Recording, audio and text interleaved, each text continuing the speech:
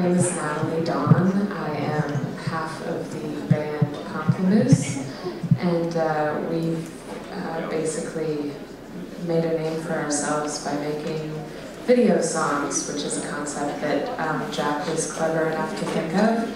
The basic concept is that what you see is what you hear, and there are no hidden sounds. I am the video editor for Pamplemousse, and Jack is the producer. And sorry, I'm introducing you at the same time. It's really hard for me to just talk for myself. What's your favorite video? My favorite video, actually, recently, one that I saw that really impressed me was one that Jack introduced me to, which was a dancer, and he was dancing on the Wall of China, and he was the Great Wall of China, that one, and not the other wall. He was really impressive, and I don't remember his name. What was his name, Jack? Nonstop. Nonstop. Thank you. It's it's really amazing. Great dancing. And with that, hand it over to Jack. What she said. My favorite music video that I saw recently, because I think it's emblematic of the times, was a young girl named Tiffany Alvaro, I believe. She was playing guitar and singing in front of a webcam. She had 3 million views, and she was singing an original song, just lip syncing to a recording of her original song. It was on a pretty crummy home video camera, and she's killing it in her bedroom, making a living as a musician. Right. Next up is Mike. Yeah, hi, my name is Mike Rosenthal. I do digital strategy for the band OK Go and run their record label Paracadute. Favorite video? I saw, my wife showed me a video the other day on YouTube of cats and boots. Is anybody here familiar with this? No? Yes. It's like, starts out with one person saying cats, and it's just an image, a random image of cats, and then boots, and then it slowly builds into this sort of techno dance song, cats and boots. Anyway, check it out. I have absolutely no idea what it's called, but I bet Googling cats and boots will bring you right into it. Yeah, it's fantastic. I think we need one volunteer afterwards who does a playlist out of all these videos. That'd be great. And Jason. I'm Jason Ross. I'm the head of strategic partnerships and original media at The Bard Presents, and an executive producer at Showcobra Entertainment that produces all that original media for The Bard Presents. And my favorite video right now is Comeback Kid by Sleigh Bells. My name is Isaac Best. I do strategic partnerships for YouTube, specifically around music. And my favorite video is a few months old, but I've been watching obsessively the Azalea Banks video for the song 212, and all these Universal music artists. It's kind of dirty. It's really good. So it should be in the face for sure. My name is Janko Rutgers. I'm a staff writer for Geeko, and I'm the moderator of this panel today. And I guess my favorite music video last year was Maria Aragon singing Born This Way. And if you haven't seen it, 50 million people have seen it, but if you haven't seen it, check it out. And with that, we had a really interesting discussion before this panel. We were sitting backstage a little bit, talking a little bit about really how videos have changed, how music videos have changed ever since MTV emerged in the 80s, and how the role of music videos also have changed. And I just want to throw this out there a little bit, and maybe this would be a good point for you to start, Natalie and you guys over there, because you're the artists on the panel here. So you said you kind of came up with this new idea for a music video as a maybe its own art form a little bit, an online music video. And tell us a little bit about why you came up with this and how it evolved, and how maybe also how you guys using video and how you guys using YouTube has changed over the months and as you became more successful. You start. Okay, well, this format that we use called the video song really was a practical decision. It started when I was sort of looking at my MySpace page and seeing, it was about 4 years ago, I had my usual 3 plays that day, and I was sort of getting depressed, thinking about about, you know, how am I going to make a freaking living? And then I got sent a link to a video on YouTube, and sure enough, there was some dude, you know, singing and playing, and I had spent like 4 months crafting this one recording, and there were all these layers, and it was really elaborate and intense, and he was just singing and playing, and he had, you know, 1 million views, something ridiculous, and I toggled back to my MySpace page and sort of realized that I was uploading music onto the wrong website. And so it became sort of a practical challenge of how to convert music into a video experience for users that was both cheap from an artist perspective and wasn't creatively taxing. And taxing on a time basis too, because the creation of a music video is a big endeavor, and I've made music videos before that take months to do, especially if you're working on a low budget, you're having to pull favors, and it's a big, big project. It's more work than creating a song. So how do you create a video experience for users that allows you to upload something onto YouTube that preserves the musical experience as well and introduces people to your music? And the answer that we came up with was just film everything we do in the recording studio, film every layer, and then film every take. And once the song is done, you can imagine a machine that could build that music video. I mean, once the song is finished recorded and produced. I'm not saying editing. I'm just saying the video, every video is kind of the same. I mean, it's just, it shows you the layers. That's, you know, it's almost educational in a way. So that was, yeah, that was the reason for its creation, was a cheap and easy, non-creatively taxing way to convert music into a video experience for users on the web. Yeah. That's before my time, before I started music 6 months ago. How did you guys become partners? Well, we went to the same school, and we met. So sorry, I didn't mean each other. I meant Oh, I thought you were asking how we became a band. I'm sorry. well, I guess eventually, you know, once you get enough views, and one of our videos, our cover of Beyonce's Single Ladies wound up on the homepage, and it got, you know, about 500,000 views, or yeah, in over a day or two, and then we started getting a lot of views on a regular basis, and we got an invitation from YouTube, and we Michelle. Yeah, we signed up for the partnership, which is the, as a lot of you know, is the revenue share program that YouTube has with its users, that get a lot of views on a regular basis. And how do things change once you become successful on YouTube? How does that influence, like, the thought that you put into the production of the videos? How does it change how you interact with people on YouTube? I would have to say that being successful on YouTube is a very down-to-earth experience. It's not like you walk out your door and you feel like you've got a #1 single on the radio. You just sort of are making a good living, and so you. I don't feel like it really changed how, at least how I was editing the videos or how we were making our music. We just sort of kept doing the same thing, and we're fortunate enough that technology was advancing at the same time, so we got to stop making our videos on tape, and we moved into digital stuff, and it got easier with Final Cut Pro, and I would just say it got easier. It became more intuitive to sort of let the video be a part of the music creation, whereas at the beginning it was more of a strenuous effort to you know, make them both happen. I'm wondering, Mike, if you want to chime in a little bit about how video has changed as a medium, also for OK Go, because before it was like a traditional maybe way to promote the music, and then it became a thing of its own, and a lot of work went into these different videos, and the band kind of one-upped itself with each and every video. Sure. I mean, I think, you know, I think in OK Go's case, it was more of a situation where these were artistic pursuits that they genuinely wanted to make. You know, we were talking backstage about how video had sort of historically been a way to promote and drive album sales, right? And this was sort of, it was seen as something that, you know, that no one was going to pay you to do. You know, it wasn't the thing that you were making, it was the thing you were making to sell this other thing.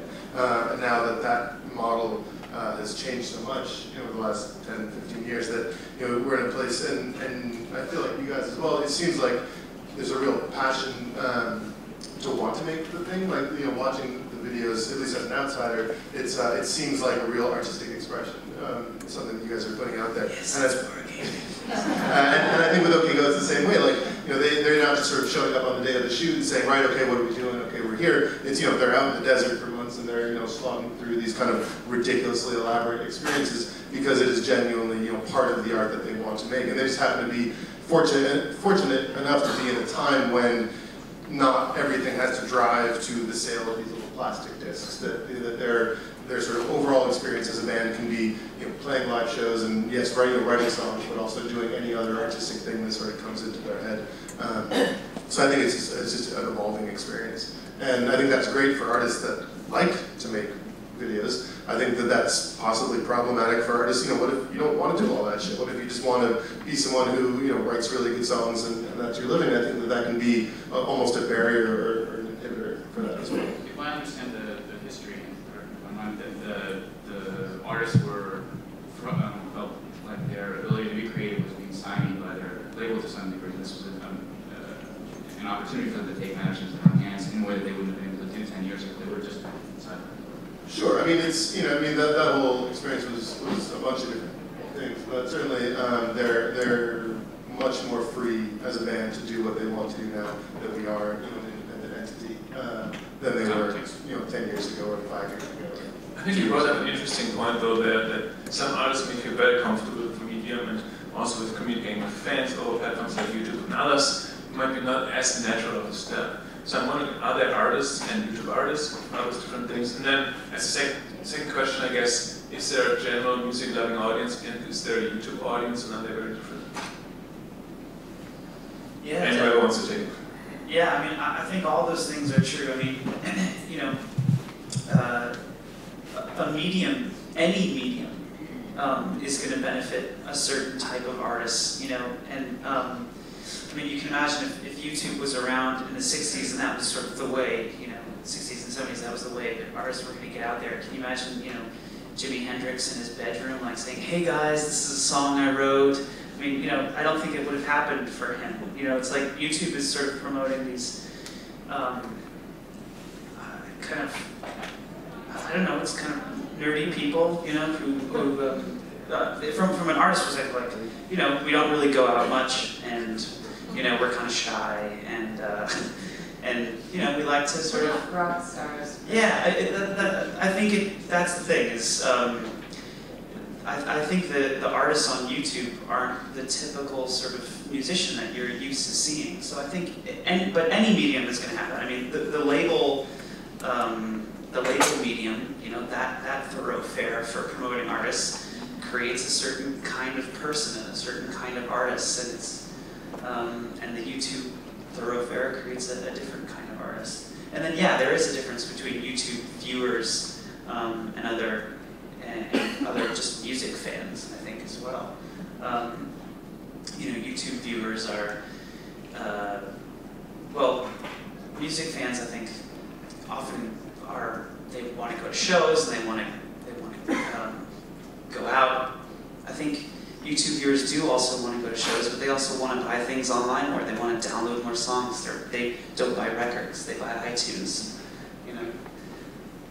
I like to think that there's a fundamental democracy to the platform that allows content creators like you guys who, I'm not sure how to use your words to describe your demographic, but who maybe wouldn't have had that opportunity before. But I think the platform also works just as well for existing artists who are interested in promoting their platforms, promoting everything else. And it's that democracy for both content creators and for users that I think really it's about connecting those two sides of the huge governance. It does seem that YouTube started that way and has always been that way. Are you seeing a change sort of as YouTube gets more into the curation and sort of, like you said, you guys really, went sort of tipped over when you were placed on the homepage of YouTube, right? So all of a sudden YouTube has this big power of promoting certain videos to give them that leverage. Do you see a shift in the way of that democratic system as YouTube plays more of a hand in that? Sorry to ask questions. certainly the shift towards a focus on channels, which we moved into the tail end of last year, I think actually only adds to the democracy in some ways, and it's a less of a human process of saying, well, I personally think this is a record that you personally would like, and more about you connecting with the content that makes sense to you, and then having a succession of videos brought to you that for partially human and partially algorithmically would make sense. Maybe we can take this as an opportunity to talk a little bit about what these steps mean exactly, because people sometimes confuse this a little bit when you talk about YouTube channels, because there was the channel initiative, which are channels, 100 or so, which are basically underwritten, financed by YouTube, and they're coming out right now. But then there was also a general overhaul of the homepage and the channel pages. Maybe you can go into a little bit of the details, what this means, and maybe that would be also an opportunity for you to chime in. And how do you make use of these new channels? Sure. So the website was the design of the website was relaunched at as I said, the end of last year, specifically with the idea of driving users into an environment that is focused on channels, where instead of going and looking at one particular watch page and then moving on to something else, that we serve one after another of videos that are related in one way or another.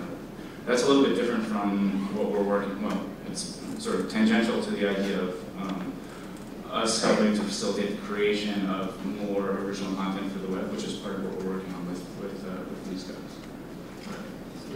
We're part of the Made for Web initiative, where there's a certain amount of channels across various verticals. The one we're focused on being music, that are underwritten by YouTube as part of the initiative. But it's very similar to the deals that they have with their other channel partners in terms of how those things are remunerated ultimately. But what we're focused on at The Barrett Presents, the channel's The Barrett Presents Live, it goes live today.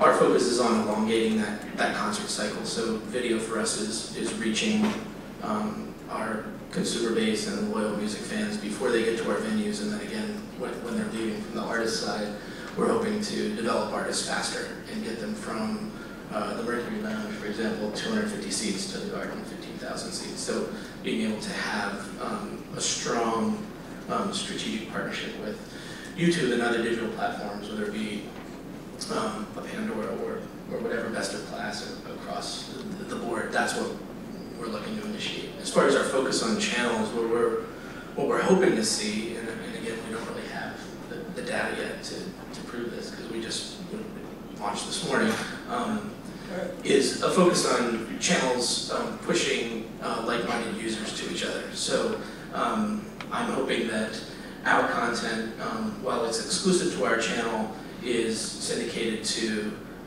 Noisy and Vice and Pitchfork and these other channels that are available to users, and vice versa. So we're starting to create more of a dialogue between users to focus on channels as a mode of discovery, or like our channel is focused on live music. So you're going to see live to tape music and live streaming there, whereas on another channel you might see more of a couture or abstract music videos or interviews or things like that. But the channels all kind of work together in terms of supplementing each other in the music space or in the fashion space or in the food space. So. When we talk about channels, especially the underwritten channels, we're already starting to talk about business, so let's talk about money a little bit for a while. And I would be interested in your take, Natalie and Jack, sorry, I'm starting to confuse the names here. Natalie and Jack, so you're doing a couple of things to monetize your music on YouTube. You have, you have iTunes downloads on the pages. You told me also before we talked, you have some banners. How are these things working? What's working better? And what's the right combination to get people engaged and not get them angry? Well, yeah, we were discussing earlier having ads on your videos, which we do have ads on our videos now, and we do monetize in that way. But the truth of the matter is that much like the old music video. Our video songs are an advertisement for our music. And the way we really make a living is through downloads, and primarily on iTunes. And so people, you know, we have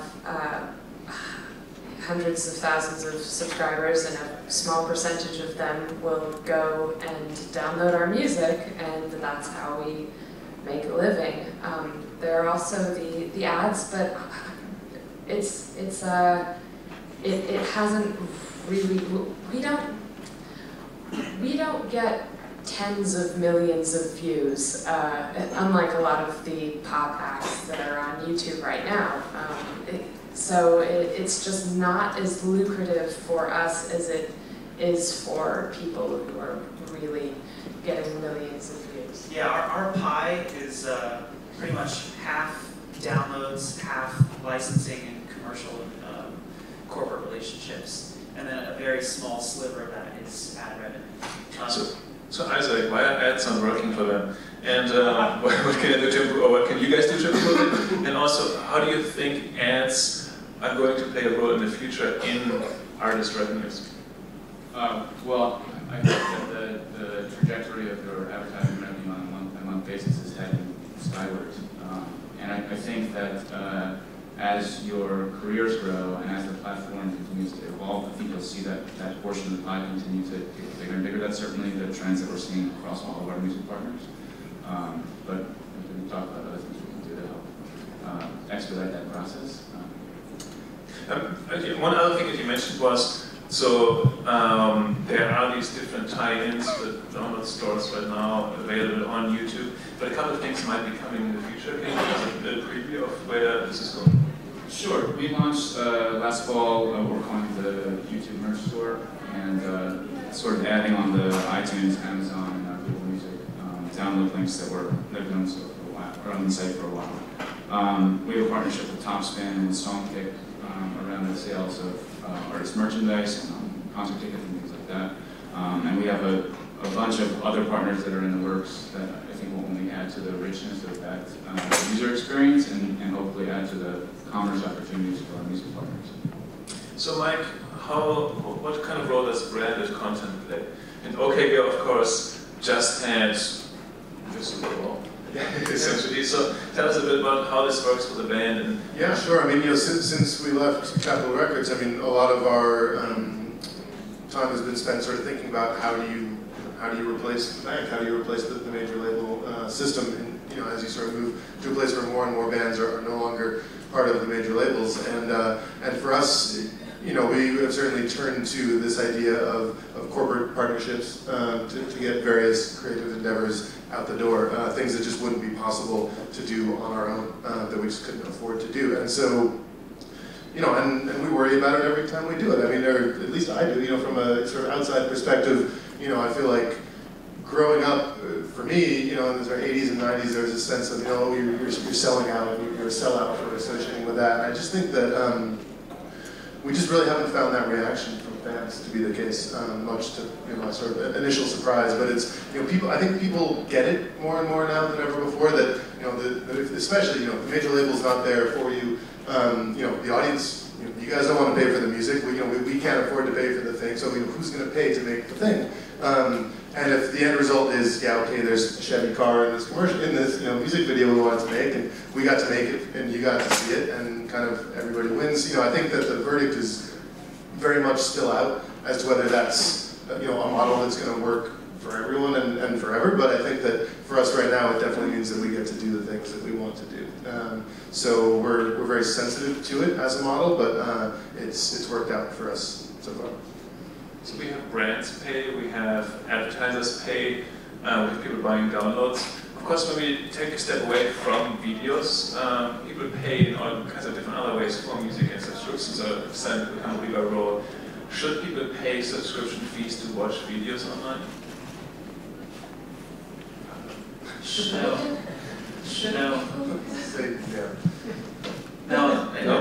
No, because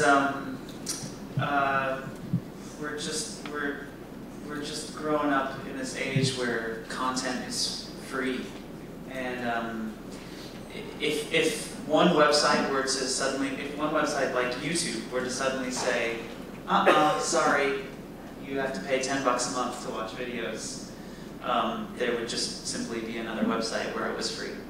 But you were making the comparison backstage to Spotify, and isn't it weird that we pay $10 a month for Spotify, but it's weird. It just is what it is. It's weird, and it's how it is. Yeah, but For now. yeah. When you compare it to subscription services to pay-per-view services, though, I don't think that, if we were talking backstage, that bands that have already reached a critical mass are able to leverage those pay-per-view services much to their benefit, whereas artists that are quote-unquote bedroom artists or national in terms of just getting their music out there and using video to do that as a tremendous promotional tool, they need that scale, and having a paywall prevent that level of discovery is probably. But couldn't we have a nice Spotify-like music video service? Couldn't Vivo start charging or something like that? I get the feeling you really want to pay for videos. Actually, but I'm just wondering. I think that we're only at the very earliest of stages in thinking about how subscription works in the digital music space across the board. There's less than 10 million people subscribing to music services of any sort around the world, and that's a really small percentage of the population of the world. So I think these services, whether it's Spotify or YouTube or anyone else, they're going to continue to evolve, and figuring out how to extract value in one way or another is going to be an ongoing challenge, one that we're all going to grapple with. So I don't think that there's any way to say definitively that subscription does or doesn't make sense for video, for audio, for anything else. But as I said, I think a lot of companies are doing really, really cool things. I think it's going to get better. Let's talk about some of the cool things that are happening, or some of the things that might come up next, or play a bigger role next. And Jason, you guys are doing a lot of stuff with live streaming already. We are doing a lot of stuff with live streaming. So how big are the audiences for this now? Well, that's a good point. So we'll find out on Friday when our first live stream takes place, 10:45 East Coast. So now it's 50 people more. Yeah, so 50 people will watch it now. You know, the idea of live streaming is growing rapidly. You know, the technology has changed tremendously over the last 5 years. We've provided live streams for almost every digital platform. And this is our first foray into really being consumer-facing as a brand. So most of the views are definitely generated on VOD. But the level of support that we've received as part of this new initiative on YouTube could change that drastically. I mean, we're part of the music page, we're part of the global splash page, we're part of, you know, different promotional elements that I think will help drive that awareness and start to create these channels as a destination for live viewing. And it's serialized, so it's not, you know, so much of the media spend that goes into live streaming right now is about creating the awareness of the live stream, and more so that messaging is falling on ears either during the moment the live stream is taking place or after the live stream has already happened, so they're driven to the VOD content anyways. Whereas in this situation, we're starting to create a serialized channel where viewers will begin to know, hopefully, that every month there's going to be another live stream, and it's going to continue to grow and grow. So I'm hoping that we'll have a windfall of activity on Friday, but I certainly, over the years, we've seen it exponentially grow with the numbers still aren't. I think the evolution of technology is going to have a big effect on that as well. The ability to engage with a live stream at the same time as your friends is extra compelling. Right, so that's the biggest thing that we built into our channel. We've custom built a gadget that allows you to bring in Twitter, Facebook. Well, we didn't build it, obviously, but they allowed us to hire someone to build it, to come in and bring in your Facebook messaging, tweets, everything in real time during the live stream. So Google Plus over now. Google Plus is a part of it, but this was built by Beyond. This is a custom gadget that we paid for. So, from an artist perspective, Jack, is that something that you guys are looking at to do live streaming in a web setting? Would you live stream a concert? Would you live stream something exclusively out of the studio? Or what makes sense for you guys right now? Yeah. We did some stuff a few months ago, we had a little 30-minute live stream show that we did for several months. Every week.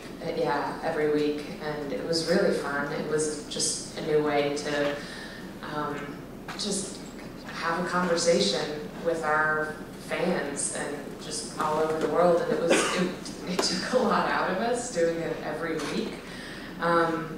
But recently, a good friend of ours, Lauren O'Connell, who's also an artist and a singer-songwriter and who has been making a living through YouTube, did a show on Stage It, and made, you know, a good chunk of money in just one thing. With 100 people attended, but they tip, you know, there's a little tip thing, and it's incredible. It's all you're doing is sitting at home and playing music live for people, but suddenly you're getting paid for it, and it's just, and more than you'd get paid to go out to San Francisco to a gig and play a show, and it just makes so much sense, and we were really, really blown away by the whole thing. I think if you could draw, I'm not sure if anyone's ever done this because it's kind of hard to do, but if you could draw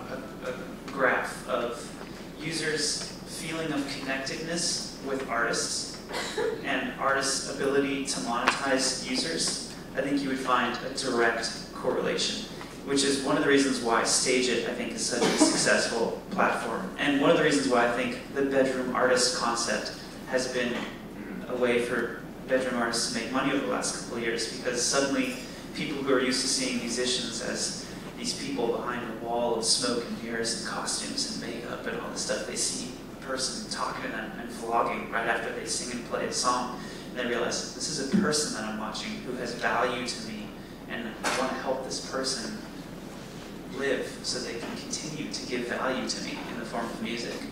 There's something really honest about that kind of music making, and I think Stage It highlights that, because the level of connectedness that you feel is exponential when you're actually talking with the person and they're answering your questions in a live setting. So I think absolutely live streaming is an incredibly valuable platform, and I think we're gonna see it explode over the next couple of years. I think the ability to do that in a way that transcends geography and other hurdles that you would have faced historically is really important. We talked a little bit backstage. We launched YouTube in the Philippines a few months ago. The Philippines is a big country with a pretty robust music industry. We have a partner there who has, the Philippines is pretty far from here, so I haven't really engaged as closely with this guy as perhaps I should have, but he's been running around Manila live streaming a bunch of indie rock events. And I thought that was really amazing, the idea that if you were a fan of the explosive Manila indie rock scene anywhere, whether it was in Paris or Dubai or Daly City, you could have access to that pretty instantly. And this is something that our partner is creating on their own. That is the ultimate scalable way for people to connect users with the music that they want to hear. I think that's pretty profound and awesome. What other platforms do you guys see emerge that can help with this direct connection? Is Google Plus Hangouts, is that going to play a big role? Absolutely. Yeah, I mean, there's loads of stuff. I mean, even something as simple and basic as Twitter is amazing. I mean, seeing people, people will write to OK Go on Twitter all the time, and when the band just, takes a second and writes back to somebody or answers a simple question, people just flip their lids, because they see it as just immediately they've just had this direct communication with the band. And 10 years ago that would have been impossible, right? Maybe you write a fan letter and send it off and hope that somebody writes something back. But there's just so much more ability. I think for artists, artists who are coming up, there's probably a lot of incentive to engage on that level. But I think what you're saying about how exhausting that can get after a little while is that can be a real concern, is that there's so many opportunities for artists to get onto maybe Google Plus or any sort of back and forth kind of video streaming thing at any time, and all of a sudden it's so much of you as an artist that you're giving up on an ongoing basis that it can be exhausting too. We're replicating that the same way you would a meet and greet at a show, and it just becomes a Google Hangout. And that's what takes place either right before or right after. programs. But the volume of artists, or the volume of fans that want to participate in that is, to your point, like so amazing when you start to look at it. Just that one little dialogue, that piece that comes back from the artist to the consumer base definitely invigorates the conversation, and you can see it start to expand pretty rapidly the more that they engage with it. Yeah, but there's so many of those little things you can do that aren't that hard. I mean, I'm always trying to get band members, to just take a little photo with their their cell phone and just send it back so we can tweet that out, or just record a little something backstage for the fans and send that out. And anytime they do a little thing like that, it's extremely well received. Maybe I think we can start getting some questions from the audience soon. So if you guys have some questions, I want to ask like one or two more before the hands go up. But you can work on your questions right now. It's your 5 minutes notice. No, I don't know. But one thing that I wanted to still talk about is how new devices kind of change music videos and how it also gives new opportunities. Because it seems to me like, well, first of all, there's an explosion of mobile devices, of course, but then it also seems like the best stereo in the house for many people is now connected to the TV screen. And there's some device that can stream music, video, kind of stuff on the TV as well, whether it's been an Xbox, PlayStation, Google TV, some people have that as well. And so how do you guys see this change, and how can artists make use of it? How can labels make use of it? Anybody? Well, from a personal perspective, at our house, we have a TV with a stereo, and we have an Apple TV there, and then in the kitchen area we have an Apple TV there with another stereo, and then this is all very recent that we've achieved this dream setup. I'm so proud of it. No, music is a big part of our lives, and so part of the trick is setting up all your environments so that they're conducive to music. I really like listening to music in my car because that's one of the best subwoofers that I have, and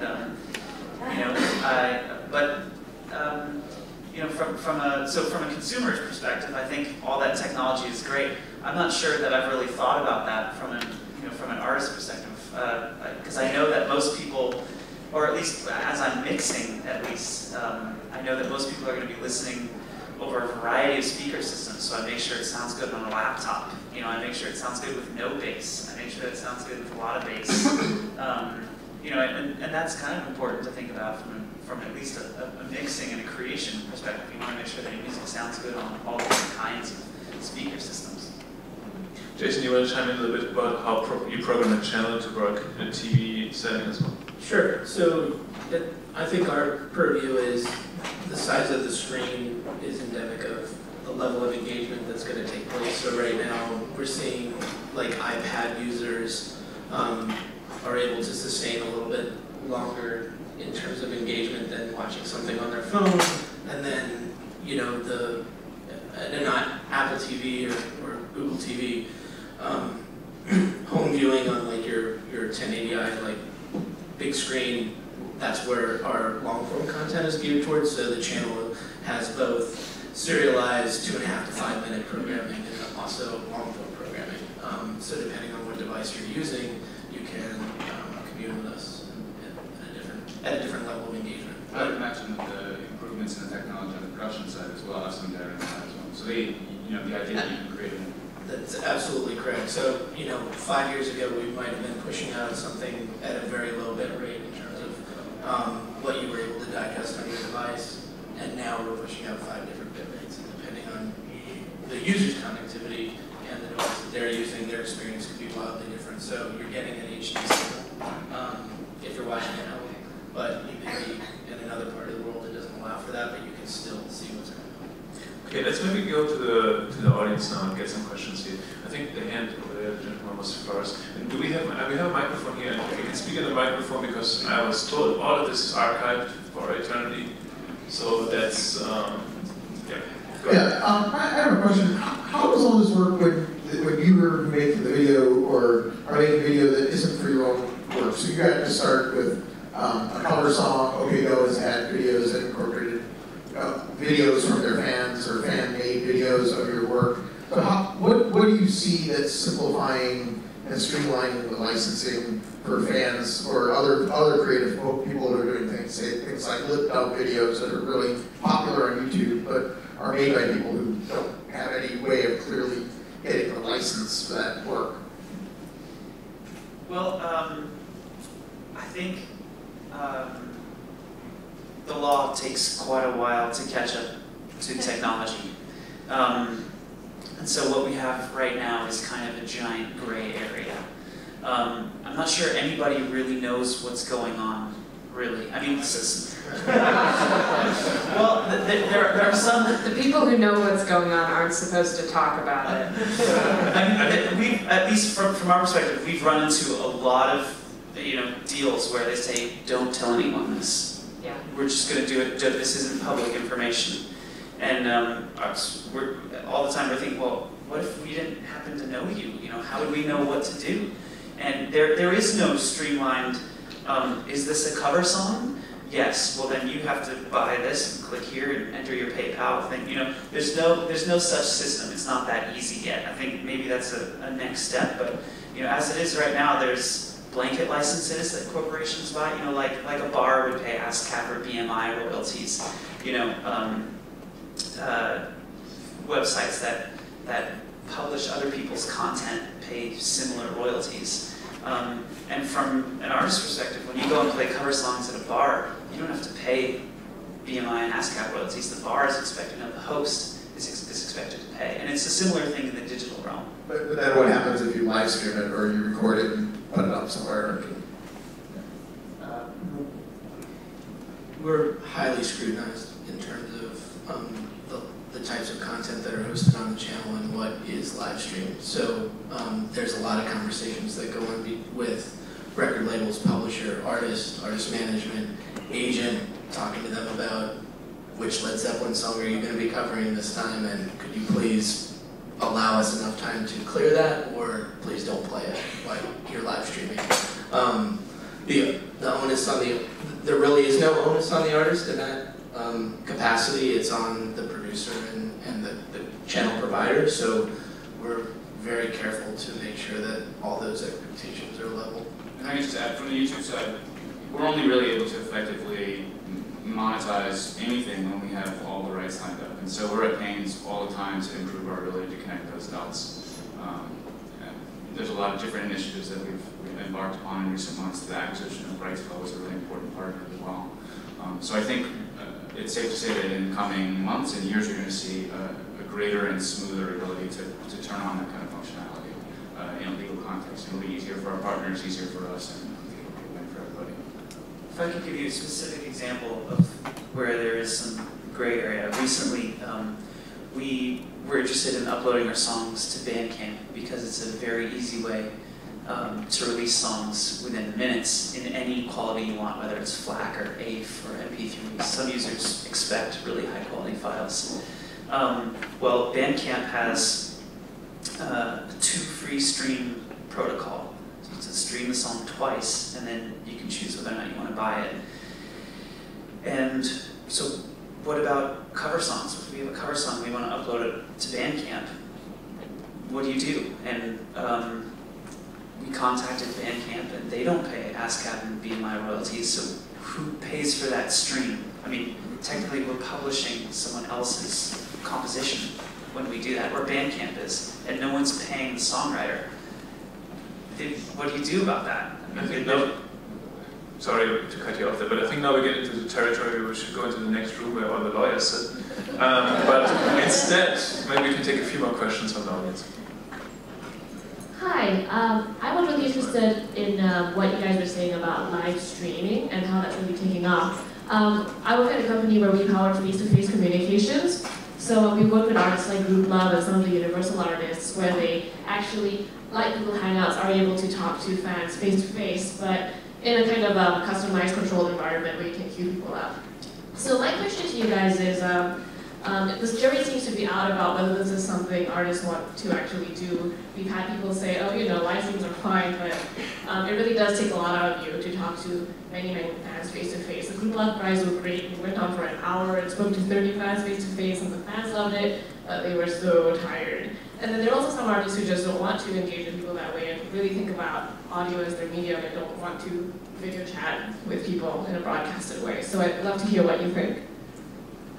Obviously, I guess it depends on the band, but for us, we don't tour very much, but when we do play live shows, as soon as the show is over, we're out at the merch table and we're signing things and we're talking to everyone, and we stay there until everyone is left. And it's really draining. It's a really draining experience, but nothing can really make up for that connection with a fan. Even just seeing you on stage is not nearly as powerful as walking up to you and saying, I really like your music, can you sign this for me? And it's the same thing for streaming. It's just, it's really a godsend. It's just such a great way to connect with people when the merch line is over, you know. And yeah, it takes a lot out of you, but it's so worth it. And I think bands should absolutely do it because I mean, I did a Kickstarter thing recently to raise money for my album, and I raised way more than I thought I was going to raise, and a lot of the funding came from people who had had that one-on-one experience with me, and they just felt like they had that much more of a connection. So. I think we can just say that you raised $100,000, right? What was that? You raised $100,000? Yes. All right. And it was she aimed for 20,000. Thank you. I've spent it all. As you should. We'll be so we have that. I think we have maybe time for one or two more questions, and I'm not sure where the microphone is. Oh, there we go. So I'm curious, aside from YouTube, and obviously in both the band's cases here, you guys have done a ton with YouTube, but as you were saying, the video is really an advertisement for the band. You're investing a lot in that. I'm curious about other channels outside of the most obvious online video channel, because remembering what it was like when MTV debuted, and it was like, hey, it's a TV station full of music videos, and we kind of don't have that anymore. We have YouTube, but we don't have, I don't know, it's a different experience than that, and again, not everyone does have internet TVs at this point. So is there a life for your videos beyond YouTube? Are there other things out there? Are there other markets or international markets where those videos are in circulation at all? Sure. I mean, just speaking, for OK Go, I mean, it's certainly one place, and obviously we've had a long history with YouTube sort of since the very beginnings of YouTube. So it is a place that we always put our work. But that being said, I mean, we still service all the television, the MTVs and VH1s and Fuse and all that kind of thing, and definitely work really hard to get it out into all the different international territories. I mean, we always have a problem with, Germany and YouTube have an ongoing problem, so we always get fans from Germany who can't see our videos, so we sort of need to deal with all those different situations. And yeah, but I mean, it's like streaming music videos is more or less a problem solved at this point, right? YouTube does it, dozens of other sites do that. I think, thinking about it and I was thinking about sort of who would be at a conference like this and sort of what side of this we should really be speaking about. It's like, you can go to any of these sites and actually see a music video. What can these, startups in the video space really be bringing to the table? And I think for a lot of bands, it's, the ability to reach outside of your fan base, is probably the strongest thing that any video company or tech startup looking to get into this space could bring. Is like, how do you sort of bring together, the Twitter fans and the Facebook fans, and sort of how do you get, like you're saying, beyond the reach of just people who watch you on YouTube, and a company that could bring that to the table, I think would be a big value. And I think that's a lot of what where YouTube is innovating, but they're certainly not alone in that space. And one more question, maybe?